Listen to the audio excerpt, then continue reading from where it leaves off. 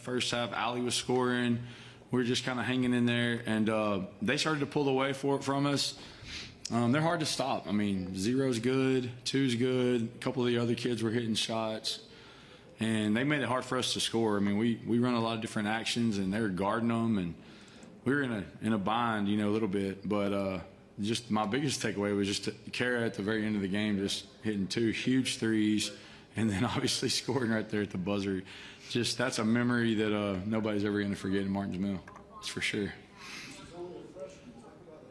Yeah, Kara's she's really like a junior or a senior the way she plays, and she's played a lot of basketball in her life, and she's a leader by nature. All the other kids are going to look up to her and follow her even though she's young. And she just has a special sort of something about her. I call her a dog. I call it a dog, but I think it's more than a dog at this point after today. It's just a competitiveness that I've seen when games are on the line. I mean, I've literally seen it in open gym and in summer league games, where she's just kind of playing, and when the game's on the line, she just has the ability to turn it on. It's crazy. So, and when that happens, better watch out. Coach, you were talking about on the defensive side of your guys or your girls. Yeah, you were shutting them down inside, but they had those long-range three-pointers that were keeping them in front.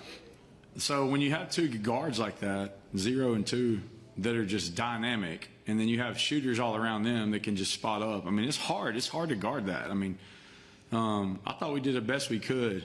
We're trying to get to these great players, and then they're kicking it out for open shots. And then when they do miss them, they're long rebounds, like you said, and it's hard to get to some of those balls. And yeah, credit to them. They're a great team. I mean, that's one of the best teams we played all season, and they had us, so they played a great game.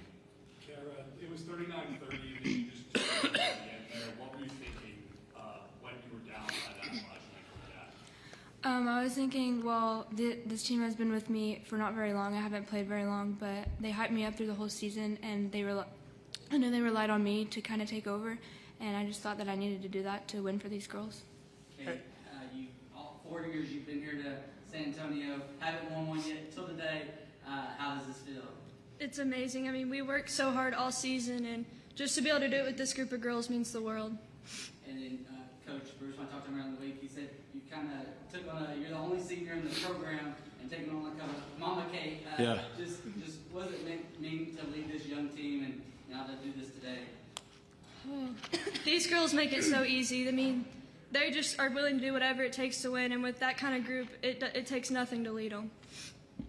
Ms. Nixon, congratulations. Great game and performance. Talk about your leadership role in the crunch time, because that's exactly what it was, crunch time, and your leadership roles really stepped up.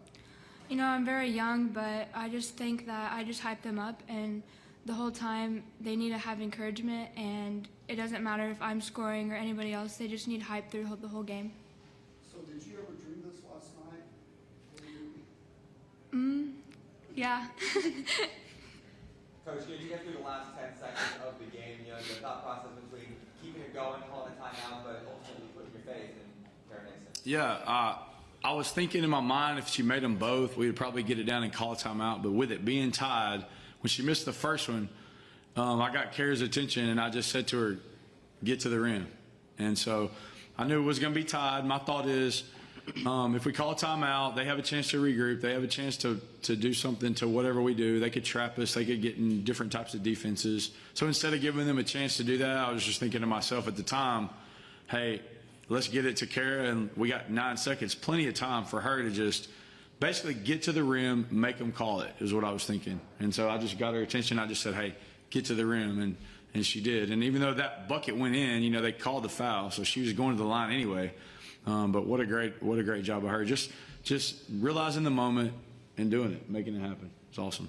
Allie, there were stretches where y'all were having trouble scoring. They were selling out on Kara and Kate, making sure, and then closing out on McKenna. But you kept your team in the game. You made some big baskets. What were you trying to do to make sure y'all could stay within striking distance? I was just, this team, they stick with me, and I'm glad that they can trust me down being in the post. I'm not very big or I'm not very tall, but I am strong.